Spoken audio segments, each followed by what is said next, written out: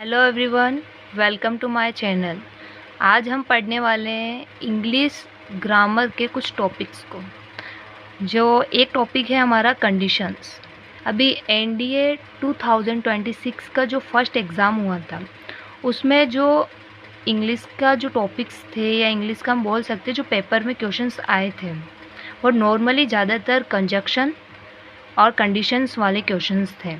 तो कई सारे बच्चे थे उन्हें जो कंडीशन वाले वो कर नहीं पाए क्वेश्चंस या गलत करके आ गए। तो उन्हीं बच्चों के लिए स्पेशल ये मेरा वीडियो है। तो हमारा टॉपिक क्या है? कंडीशंस। अब एक चीज़ ध्यान से सुनना, किसी भी सेंटेंस में अगर कंडीशंस वाले शब्द, हमें कैसे पता चलेगा भाई इसमें कंडीशन है, ये कंडीशन वाले वर्ड्स हैं। हमेशा याद रखना if, until, unless, till, after, before, when, provided, in case, as soon as, whenever, whatever, as long as। अगर ऐसे वर्ड आ जाते हैं तो माइंड में एक ही चीज़ आनी चाहिए कि भाई ये कंडीशन वाले वर्ड्स हैं। फर्स्ट थॉट इफ़ आ गया मतलब कंडीशन, अल्टिल आ गया condition, unless condition, till condition, after, before, when, provided, in case, as soon as, whenever, whatever, as long as. ऐसे वर्ड जहाँ भी दिख जाए माइंड में सबसे पहले एक ही चीज़ आनी चाहिए, भाई यार ये कंडीशन वाले क्वेश्चंस हैं। हमें क्या पता चल जाएगा, उस आइडिया क्या हो जाएगा, कंडीशन वाले क्वेश्चंस हैं।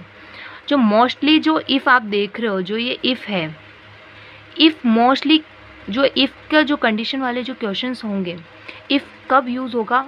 पॉजिटिव कंडीशन में। किस में यूज़ होगा? पॉजिटिव कंडीशन में। अब पॉजिटिव कंडीशन में आएगा कैसे यार? सबसे पहले ये समझो, नॉर्मल जो कंडीशंस होंगी, मतलब जो अच्छी कंडीशंस होंगी, अच्छी चीज़ें होंगी, अच्छी कंडीशंस होंगी, उनके लिए क्या यूज़ होगा? पॉजिटिव कंडीशंस यूज़ होगा। और एक चीज़ और हमेशा याद रखना, जब ये कंडीशंस वाले क्वेश्चंस आते हैं, नॉर्मली एक चीज़ हमेशा याद रखना कि जब ये कंडीशंस वाले वर्ड आ जाएंगे सारे, इनमें से मतलब कोई भी कंडीशन वाला वर्ड आ गया, उसके बाद क्या आएगा? डायरेक्ट सब्जेक्ट आएगा। क्या आएगा? सब्जेक्ट आएगा। सब्जेक्ट के बाद वर्ब आएगी, वर्ब के बाद ऑब्जेक्ट।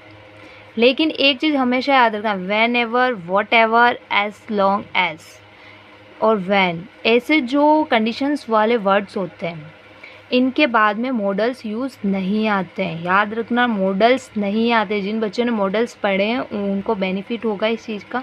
बाकी मैं आपको पूरा क्लियर पढ़ाऊँगी, बस आप मेरी क्लास रेगुलर लेना। जो ये मॉडल्स वर्ड हैं ये नहीं आएंगे।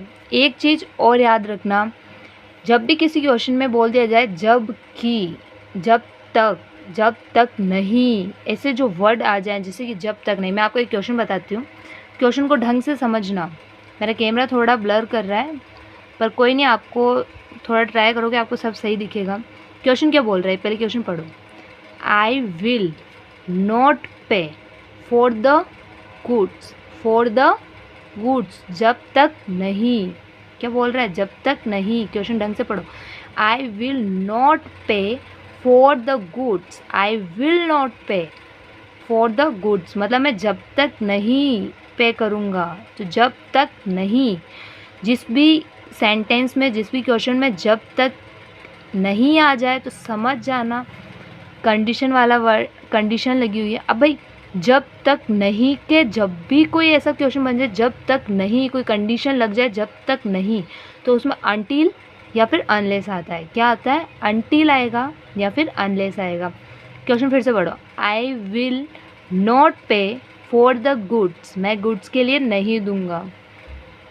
जब तक नहीं, आई विल नॉट पे for the goods, I will not पे, जब तक नहीं की जब कंडीशन लगती है, जब तक नहीं की जब भी कोई कंडीशन लगती है तो उसमें अनटिल आएगा या फिर अनलेस आएगा। अनटिल आएगा या फिर अनलेस आएगा।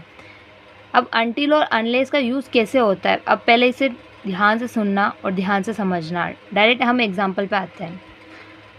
Unless she comes to me, I will not teach her. अगर अब इसे ढंग से एक बार लिखें, इस सेंटेंस को लिखे थे हम, I will not teach her, मैं उसे नहीं पढ़ा सकता unless she come to me, जब तक वो मेरे पास नहीं आएगी। तो कंडीशन लगी इसमें, कैसे कंडीशन है इसमें? टाइम है नहीं है, कैसा है? नॉर्मल है ना भाई, सीधी बात है। जब तक वो, मैं उसे कैसे पढ़ाऊँ जब तक मेरे पास वो आ ही नहीं रही? मैं कैसे पढ़ा सकती हूँ यार, या मैं कैसे पढ़ा सकता हूँ या पढ़ा सकती हूँ जब तक वो मेरे पास आ ही नहीं रही? वो मेरे पास चाहे 20 साल बाद आए, 1 घंटे बाद आए, या 50 साल बाद आए, जब भी आएगी मैं पढ़ा दूंगा। क्योंकि पर उसे क्या आना पड़ेगा? मेरे पास आना पड़ेगा। कंडीशन लग रही है, एक नॉर्मल कंडीशन है भाई, आएगी नहीं तो पढ़ाऊंगा कैसे? अब नेक्स्ट हम एक और लेते हैं टॉपिक, जिसमें हम क्या ले रहे हैं? Until she come to me, until she come to me I will wait here for her, I will wait here for her. मतलब शी कम टू मी, जब तक वो मेरे पास नहीं आएगी तब तक मैं उसका इंतज़ार करूँगा। जब तक वो मेरे पास नहीं आएगी तब तक मैं क्या करूँगा? वेट का मतलब क्या हो गया? टाइम की बात कर दी। वेट मतलब मान लो कि हम किसी का वेट करते हैं, आधा घंटा वेट कर सकते हैं, 1 घंटा कर सकते हैं, 2 घंटा कर सकते हैं, लेकिन कुछ ज़्यादा ही प्यार भावना है कुछ, तो ज़्यादा से ज़्यादा रात के 12 बजे तक वेट कर लेंगे। और कुछ ज़्यादा ही लगाव है भाई, बस उसने बोल दिया तो बस बोल दिया, उसके बिना भाई उसकी याद में पागल इंसान है कोई, ऐसा है दिमाग उसका आउट ऑफ नेटवर्क बोल सकते हैं, हाँ वो है थोड़ा दिमाग हाई लेवल का, तो वो सुबह तक वेट करेगा या करेगी। तो मतलब यही है ना, वेट का मतलब क्या है? इंतज़ार। इंतज़ार कब? टाइम से किया जाता है ना, 1 घंटा 2 घंटा टाइम। वेट आ गया मतलब टाइम की बात कर दी। तो सीधी सी बात यही है, अनटिल जब भी कोई टाइम की कंडीशंस लगेगी, क्या होगा? टाइम की कंडीशंस लगेगी, वहाँ क्या यूज़ होगा? अनटिल यूज़ होगा। क्या यूज़ होगा? अनटिल यूज़ होगा। जहाँ भी टाइम कंडीशंस लगेगी, जहाँ भी टाइम की कंडीशन लगेगी, वहाँ अनटिल यूज़ होगा। बट जहाँ ओनली कंडीशन होगी, जैसे कि वो मेरे पास नहीं आएगी तब तो मैं कैसे पढ़ाऊँगा यार? Not, I will not teach her unless she come to me, मैं नहीं पढ़ा सकता जब तक वो मेरे पास नहीं आएगी। तो ये नॉर्मल कंडीशन है यार। नॉर्मल, जब नॉर्मल कंडीशन होगी तो अनलेस आएगा। नॉर्मल कंडीशन जब भी यूज़ होगी तब अनलेस आएगा, क्योंकि नॉर्मल कंडीशन है। अनटिल टाइम कंडीशंस के लिए आ जाएगा, जैसे वेट करना, किसी भी हावर्स की बात हो गई। जब तक कि नहीं की कंडीशन है तो अनटिल अनलेस आएगा टाइम कंडीशन के लिए, अनटिल अनलेस ओनली कंडीशंस के लिए। Okay, clear? देन आगे और समझते हैं हम।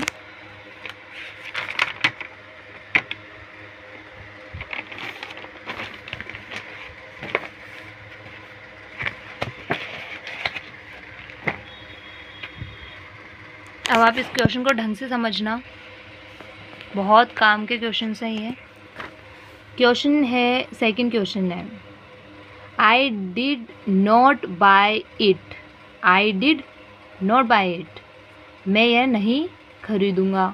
आई डिड नॉट बाय इट, यह मैं नहीं खरीदूंगा। I did not buy it, but अब इसमें ये बोल दिया I did not buy it. भाई नहीं खरीदूंगा तो इसके पीछे कोई ना कोई रीज़न होगा ना, इसमें रीज़न मांगेगा, क्योंकि क्वेश्चन बोल रहा है I did not buy it, तो उसके बाद यही आता है रीज़न क्या है। इसमें क्या है? Because I did not like to look of it, पहला ऑप्शन ये आ रहा है। दूसरा आ रहा है as far as I did not like and look of it. Third आ रहा है anyway, anyway I did not like the book look of it. D आ रहा है if I did not like the look of it. हमने क्या बोला था? इफ़, टिल, इफ़ क्या है? कंडीशन है। मैंने पहले कहा था आपको वर्ड्स याद रखने, इफ़ कंडीशन है। एनीवे, एनीवे क्या होता है? वो रीज़न पूछ रहा है, रीज़न एनीवे करके थोड़ी बोलते हैं, तो ये भी नहीं है हमारा, एनीवे भी नहीं है आंसर। एज फार एज, इसका कोई मीन ही नहीं निकल रहा, कोई मतलब ही नहीं निकल रहा, तो ये भी नहीं है। तो क्या आएगा? बिकॉज। रीजंस के लिए क्या यूज़ होगा? जब भी हमसे किसी चीज़ का रीज़न पूछा जाए, I did not buy it, मैं ये नहीं खरीदूंगा, इसके पीछे रीज़न मांगेगा ना भाई, क्या आएगा? रीज़न मांगेगा। तो रीज़न में क्या लिखेंगे हम? बिकॉज, क्योंकि आई did not like the look of it. Answer हमारा क्या है? सेकेंड का है सही है भाई। अब रीज़न, एक चीज़ में आपको ढंग से समझना इस बात को, जब भी रीज़न की बात की जाए, जब भी क्या बात की जाए? रीज़न की बात की जाए, तो रीज़न के लिए हम 4 चीज़ों का यूज़ करते हैं। किसका यूज़ करते हैं? 4 चीज़ों का। रीज़न में क्योंकि, क्योंकि का मतलब बिकॉज हो गया इंग्लिश में, सीन्स हो गया, ऐसा ही एन सी सीन्स, फॉर हो गया, एस हो गया, ये क्योंकि के लिए हम यूज़ करते हैं। किसके लिए करते हैं? क्योंकि, या रीज़न कोई देना होता है तो फॉर, एज, सीन्स, बिकॉज। लेकिन जिसे हम बिकॉज बोलते हैं उसे बिकॉज नहीं बोला जाता, उसका प्रोनाउंसिएशन होता है कॉज। बी साइलेंट रहता है, केवल कॉज। कॉज क्या बोलेंगे? कॉज। लेकिन कोई बात नहीं, जिन बच्चों को प्रॉब्लम है या फिर भी गलत बोल रहे हो तो कोई नहीं, आप धीरे धीरे पढ़ो, एग्ज़ाम दो, अपने क्लियर करो एग्ज़ाम, ऑटोमेटिक जहाँ जाओगे एग्ज़ाम देके वहाँ आपकी इंग्लिश पूरी प्रॉपर हो जाएगी। देन हम आगे चलते हैं, हम अपने नेक्स्ट क्वेश्चंस पे आते हैं। हम हमारे नेक्स्ट क्वेश्चन में आ रहे हैं। क्वेश्चन ढंग से देखना है क्योंकि मेरा कैमरा सही नहीं है, लेकिन आप ढंग से देखेंगे तो आपके बहुत बेनिफिट होगा। ये वही क्वेश्चंस हैं, एनडीए के क्वेश्चंस हैं, ये कोई स्पेशल अलग से क्वेश्चन नहीं है। सबसे पहले आप इस क्लास के अंदर केवल और केवल इन क्वेश्चंस पे ध्यान दीजिए। बाकी आपको डीपली पढ़ना है, मैं पढ़ाने के लिए तैयार हूँ। अगर किसी बच्चे को प्रॉब्लम है, नहीं मैम मुझे समझ में नहीं आ रहा है कुछ, कोई नहीं, अभी पहले आप फोकस करो, कोशिश करो समझने की। अगली जो क्लासेस होगी उसमें हम ज़ीरो से स्टार्ट करेंगे, बिल्कुल बेसिक से समझाएंगे। डोंट वरी, अभी टाइम है एग्ज़ाम्स के लिए। तो आ जाते हैं हमारे थर्ड क्वेश्चन पे। I sent her a bucket of orchids, means उसने क्या करी?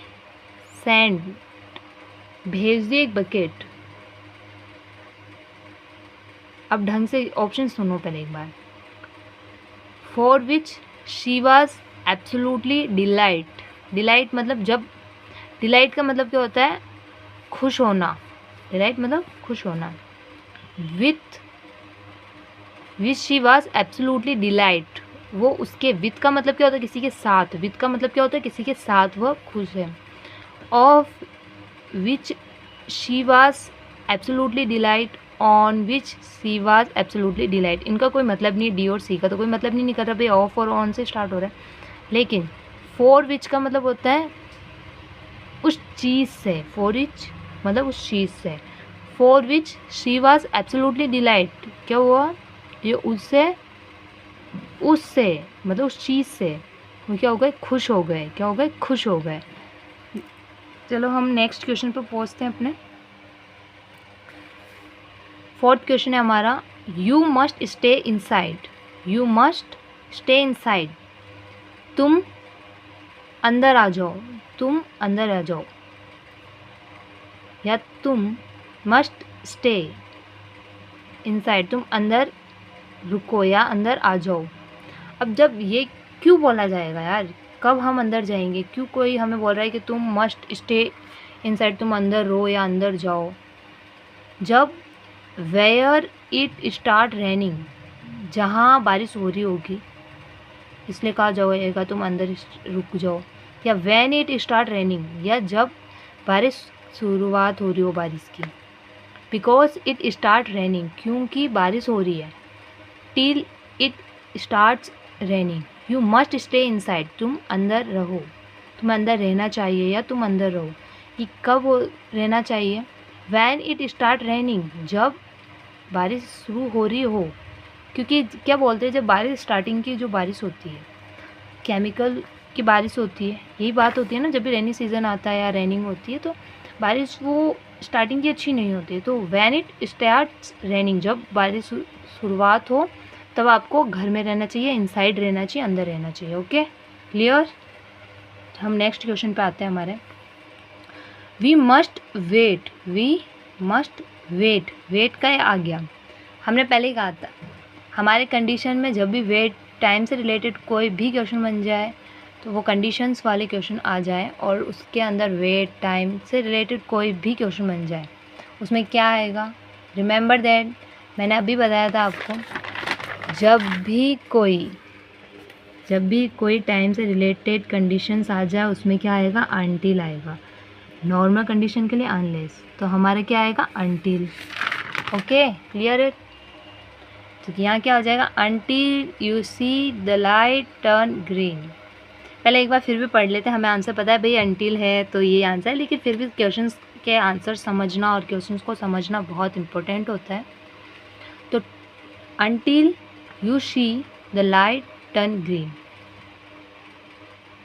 वी मस्ट वेट, हम कब तक इंतज़ार करेंगे, जब तक कि लाइट ग्रीन ना हो जाए। या फिर सेकेंड ऑप्शन बोल रहा है till you see the green light, green light को देखने के लिए, या because you can see the green light, क्योंकि ग्रीन लाइट दिखे या दिख रही है। Unless you seen the red signal, red signal के लिए, unless you see the red signal, जब तक रहेगा तब तक हम वेट करेंगे। नहीं नहीं नहीं नहीं, जब तक लाइट जो है टर्न होके ग्रीन ना हो जाए। भाई रेड सिग्नल का हम क्यों वेट करेंगे, हम पहले ऑलरेडी वेट कर रहे हैं, बोल रहा है ना वी मस्ट वेट, हम पहले इंतज़ार कर रहे हैं, हम रेड सिग्नल का क्यों इंतज़ार करेंगे, हम लाइट का इंतज़ार करेंगे। तो क्या आ जाएगा, until you see the light turn green, जब तक क्या ना हो जाए, लाइट ग्रीन ना हो जाए, हम तब तक इंतज़ार करेंगे। देन क्लियर, आंसर है ए हमारा। वहीं हम 6th क्वेश्चन की तरफ बढ़ते हैं हमारे। Although it was raining we had picnic. Although का मतलब क्या है, सबसे पहले बात तो ऑल थ्रो और थ्रो का मतलब होता है हालांकि। क्या होता है, हालांकि। मैं आपको पूरा दिखा देती हूँ, मैं लिखा है आप सबके लिए। ऑल थ्रो का मतलब होता है, जैसे कि आप यहाँ देख रहे हो, होल थ्रो मतलब हालांकि, थ्रो का मतलब भी हालांकि। इन दोनों का मतलब क्या होता है, एक ही होता है। इन दोनों का मतलब क्या होता है, एक ही होता है। इन दोनों का मतलब एक ही होता है। हालांकि जब भी याद रखना ऑल थ्रो है और या थ्रो है, उसके बाद में क्या आएगा, सब्जेक्ट आएगा। सब्जेक्ट के बाद वर्ब आएगी, वर्ब के बाद ऑब्जेक्ट आएगा। ओके, तो मतलब ये क्या आएगा, एक सेंटेंस आएगा। उसके बाद क्या आएगा, फिर भी येट या फिर कोमा आएगा। याद रखना, उसके बाद क्या आएगा, एक सेंटेंस आने के बाद क्या आएगा, येट या कोमा, येट या कोमा आएगा। याद रखना, येट या फिर कोमा आएगा, येट या फिर कोमा आएगा। उसके बाद उसका मतलब क्या होगा, फिर भी। उसके बाद सब्जेक्ट, वर्ब और ऑब्जेक्ट आएंगे। Okay, clear. अब क्वेश्चन देखते हैं, वापस क्वेश्चन पढ़ेंगे हम। Although it was raining he had the picnic. Although, हालांकि इट वाज रेनिंग, बारिश हो रही है, वी हैड द पिकनिक, लेकिन हम क्या आए, पिकनिक पे आए हैं। सेकेंड क्वेश्चन, इसका ऑप्शन में आओ। Although it was raining, हालांकि बारिश हो रही है, still we had the picnic. याद रखना, हमने क्या बोला था, कोमा आएगा या फिर येट आएगा, उसके बाद क्या आएगा, सब्जेक्ट आएगा। वी क्या है, सब्जेक्ट है। सब्जेक्ट के बाद क्या आना चाहिए, वर्ब आना चाहिए। हैड आ गया, द पिकनिक क्या है, हमारा ऑब्जेक्ट है। ओके, थर्ड ऑप्शन क्या बोल रहा है, although it was raining comma yet we had the picnic. Okay, fourth option क्या बोला, although it was raining even then we had, मतलब हालांकि बारिश हो रही है, उसके बाद इवन आ रहा है। इवन कोई हमारा सब्जेक्ट नहीं, हमने क्या बोला कि सब्जेक्ट आना चाहिए। इस क्वेश्चन में भी ऑल थ्रो है, सेंटेंस है, सब्जेक्ट आ रहा है, वर्ब आ रहा है, ऑब्जेक्ट आ रहा है। बाकी में इधर कोई सब्जेक्ट नहीं आ रहा, इसमें भी कोई सब्जेक्ट नहीं आ रहा, इसमें सब्जेक्ट भी आ रहा है, लेकिन हमारे क्या बोला था, येट और कोमा दोनों, इन दोनों में से एक आएगा, लेकिन इसमें दोनों ही है। तो हमारा आंसर ये भी सही है, हमारा आंसर ये भी सही है। तो कोमा और येट दोनों हैं, तो ये दोनों सही है। और अगर केवल ये है तो ए में भी क्या है, सब्जेक्ट है, पूरा है, तो ये क्या है, पूरा हमारा आंसर सही है। ओके, तो हम हमारे नेक्स्ट क्वेश्चन की तरफ चलते हैं। हमारा नेक्स्ट क्वेश्चन आ रहा है, 7 क्वेश्चन है, ढंग से पढ़ना, आ जाएगा, don't worry. When I would arrive comma I will call you. When, जब हम अराइव करेंगे तब क्या हम करेंगे, कॉल करेंगे। सेकंड हमारा ऑप्शन बोल रहा है, when I shall arrive I will call you. Shall जब, मतलब या करें, अराइव जाएंगे, अराइव करने जब जाएंगे, आई विल कॉल यू, हम तुम्हें फ़ोन कर देंगे। When I will arrive I will call you. When I arrive I will call you. क्या बात हुई थी? सब्जेक्ट, व्हेन क्या है? व्हेन हमारी कंडीशन है। ओके, कंडीशन के बाद में सब्जेक्ट आना चाहिए, सब्जेक्ट आ गया। वर्ब आना चाहिए, अराइव क्या है? वर्ब आना चाहिए, हेल्पिंग वर्ब है। विल ये क्या हेल्पिंग वर्ब है? हमें क्या चाहिए? केवल वर्ब ही चाहिए। सब्जेक्ट हो गया,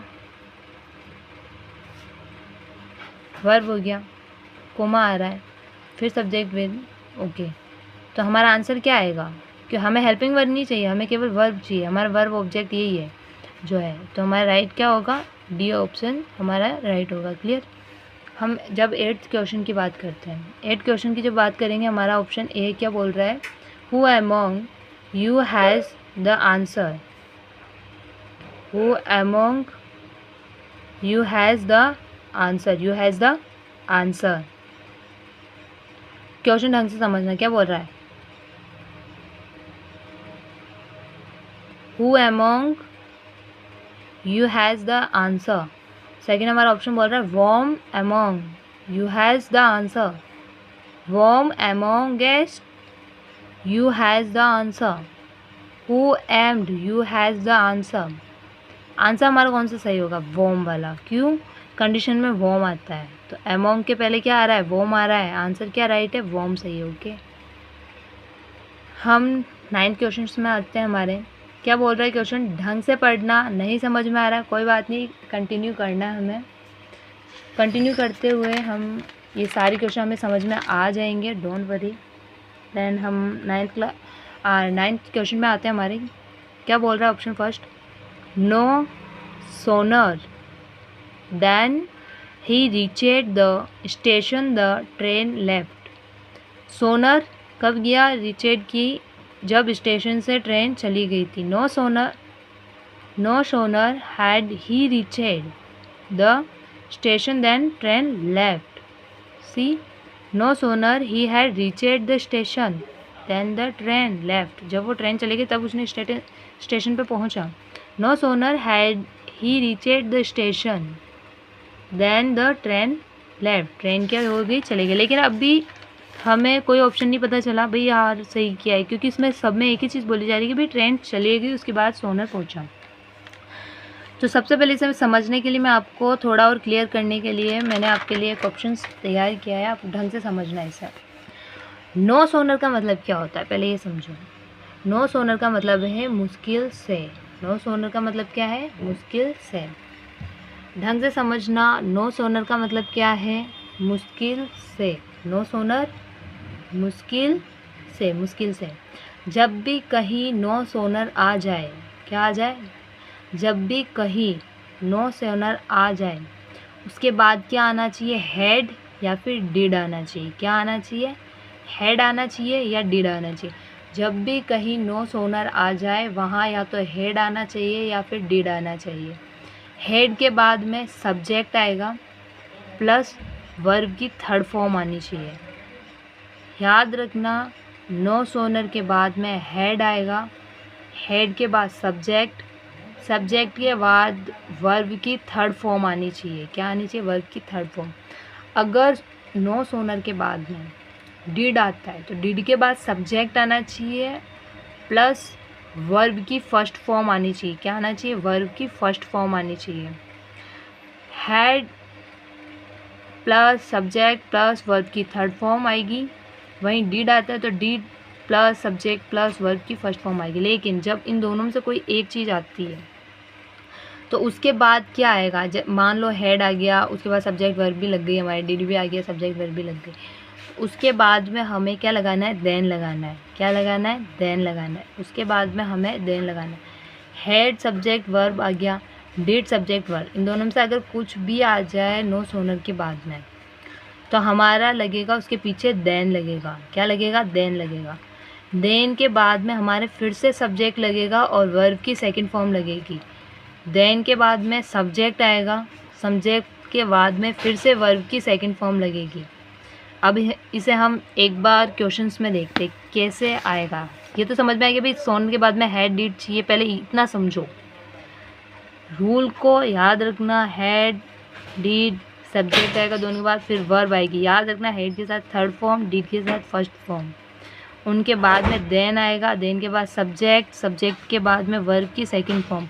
अब इधर सेकंड फॉर्म क्यों आएगी? क्योंकि डिड है तो फर्स्ट फॉर्म आ जाएगी, हैड है तो थर्ड फॉर्म आ जाएगी। उसके बाद सेकंड फॉर्म चाहिए हमें। क्या चाहिए? Second form. वापस क्वेश्चन की तरफ मूव करते हैं। क्वेश्चन क्या बोल रहा है? नो सोनर, मतलब मुश्किल से। हमने क्या बोला था? हैड आना चाहिए या फिर डिड आना चाहिए। किसके वास्ते? नो सोनर के बाद में हैड या डिड। इसमें नो सोनर के बाद क्या आ रहा है? देन आ रहा है। हमें नो सोनर के बाद देन चाहिए ही नहीं। नो सोनर के बाद क्या चाहिए? हेड चाहिए। हेड यहाँ आ रहा है। नो सोनर के बाद क्या चाहिए? हेड चाहिए। नो सोनर के बाद हेड। इसमें भी हेड आ गया, हेड आ गया। डिड नहीं है तो हेड है। हेड के बाद हमने क्या बोला था? सब्जेक्ट आना चाहिए। ही आ गया, इसमें भी ही आ गया, सब्जेक्ट आ गया। ओके, सब्जेक्ट के बाद हमारी क्या आना चाहिए? वर्ब आनी चाहिए। हेड में क्या बोला था? वर्ब की थर्ड फॉर्म आनी चाहिए। तो वर्ब की थर्ड फॉर्म आ गई रिचेड, रिचेड। वर्ब की क्या है? थर्ड फॉर्म आ गई दोनों में। उसके बाद हमने वर्ब की थर्ड फॉर्म के बाद क्या बोला था? वर्ब की थर्ड फॉर्म जैसे ही आएगी उसके बाद हमें द स्टेशन आ गया, इसमें भी द स्टेशन आ गया। उसके बाद हमने बोला था भाई हमें देन चाहिए। क्या चाहिए? देन चाहिए। तो हमारे यहाँ भी देन आ गया और यहाँ भी देन आ गया। क्या आ गया? दोनों में देन आ गया। तो देन के बाद हमने बोला था हमें वापस सब्जेक्ट चाहिए। क्या बोला था? देन जैसे ही आ जाए हमें वापस से सब्जेक्ट चाहिए। सब्जेक्ट हमारे कहाँ आ गया? इसमें भी सब्जेक्ट आ रहा है, यहाँ इसमें भी यहाँ सब्जेक्ट आ रहा है। सब्जेक्ट के बाद में द सब्जेक्ट हो गया। वर्ब चाहिए ना। अब वर्ब, हमने वर्ब की बात करी थी। जैसे हमारे सब्जेक्ट आएगा, सब्जेक्ट के बाद हमें वर्ब की सेकंड फॉर्म चाहिए। तो ट्रेन लेफ्ट और ट्रेन लेफ्ट, ये दोनों क्या है? वर्ब की सेकंड फॉर्म है। हमारा आंसर क्या आएगा भाई? दो सही तो दोनों है। The station of head, the train left. No sooner had he reached the station then the train left. Answer दोनों ही सही है। किसी को भी टिक कर दो, आंसर दोनों ही सही है, पर मोस्टली बी लगाना, पर दोनों ही आंसर सही है।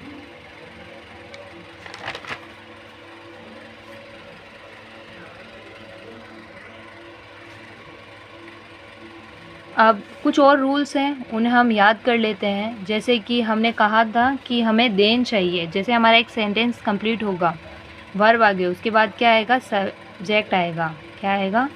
सब्जेक्ट आएगा।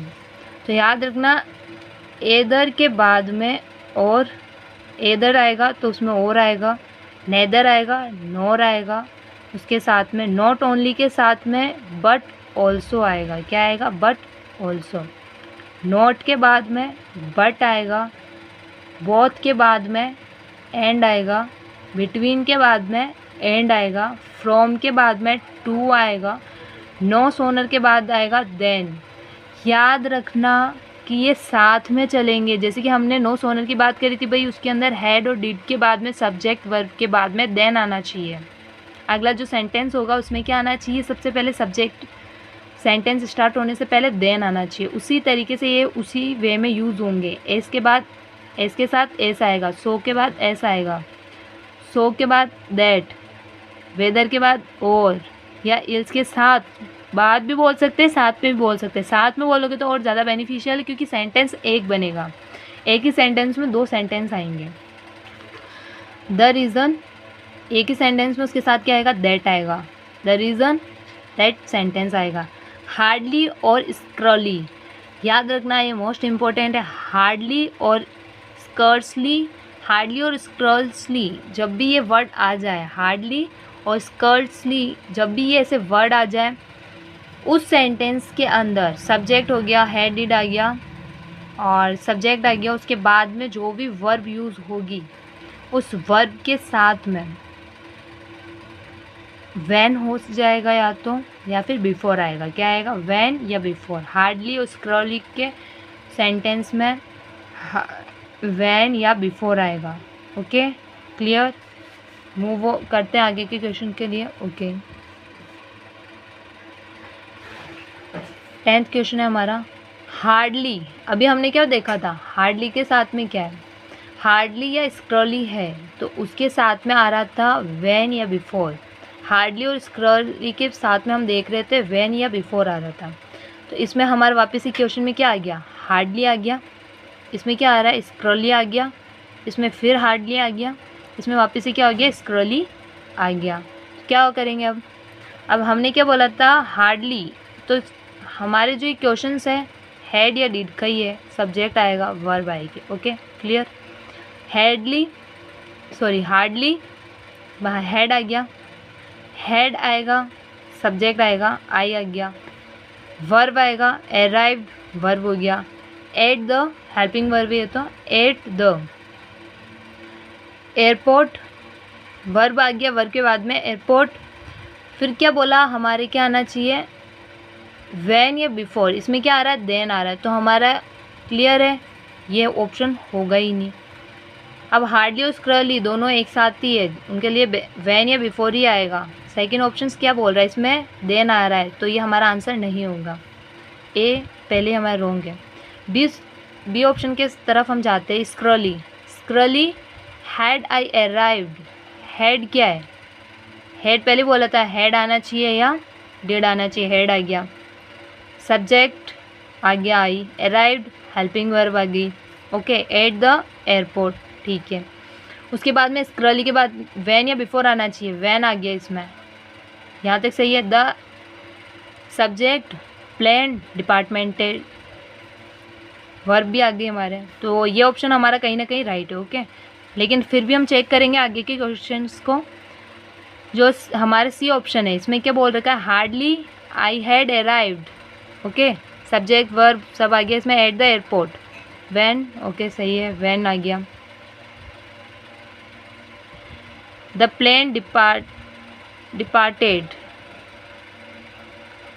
तो हमारे दोनों ही क्वेश्चन सही है, बट इसके अंदर प्रॉब्लम क्या आ रही है, हमने बोला था हमारे हेड या डिड के बाद सब्जेक्ट आना चाहिए। आप ये इस चीज़ को नोटिस करना कि हमने बोला था हमारे हेड या डिड के बाद में सब्जेक्ट आना चाहिए। इसमें क्या है, हेड से पहले सब्जेक्ट आ रहा है। क्या आ रहा है, हेड से पहले सब्जेक्ट आ रहा है। इस वजह से ये क्वेश्चन क्या होगा, हमारा रॉन्ग होगा। ठीक है, सॉरी आंसर हमारा क्या होगा, रॉन्ग होगा। हम डी ऑप्शंस की तरफ जब मूव करते हैं उसे ढंग से पढ़ना। स्क्रॉली फिर से याद करना, हेड या डिड आना चाहिए, ठीक है, हेड आ गया हमारे। सब्जेक्ट आना चाहिए, आई सब्जेक्ट आ गया। अराइव्ड वर्ब आ गई। एट द एयरपोर्ट, ठीक है। तो हमने क्या बोला था, व्हेन या बिफोर चाहिए स्क्रॉली हार्डली के साथ में। स्क्रॉली आगे वाले हमारे जब सेंटेंस स्टार्ट हो रहा है उसी में स्क्रॉली या हार्डली है। स्क्रॉली है, इसमें देन नहीं है, व्हेन या बिफोर आना चाहिए। इसमें क्या आ रहा है, देन आ रहा है। तो ये भी हमारा ऑप्शन गलत है। हमारा ऑप्शन एक ही सही है, वो है बी। ठीक है, आगे हम मूव करते हैं, या फिर एक काम करते हैं, आज की क्लास को हम यहीं पे कंप्लीट करते हैं, क्योंकि आगे के जो क्वेश्चन है थोड़े टफ है। तो thank you watching my video.